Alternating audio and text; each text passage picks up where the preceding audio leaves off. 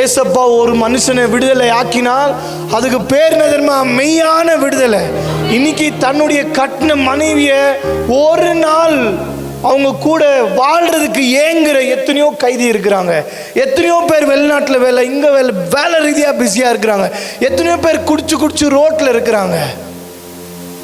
பிள்ளைகளை பார்க்க நேரம் இல்லை. ஆனால் உங்களுக்கு அப்படி இல்லை. உங்களுக்கு நீங்கள் நம்ம யாரும் யோகியம் இல்லை.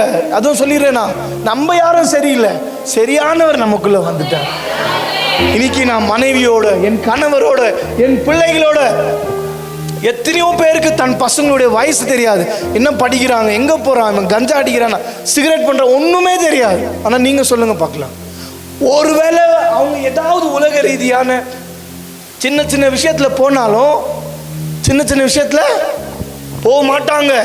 போனாலும் நீங்க இருக்கிறீங்க, ஜாம்பவான், ஜபம் பண்றீங்க. யார்கிட்ட பண்றீங்க? விடுதலை நாயகன். அவர் இறங்கினா அவர் விடுவிக்குவாரு.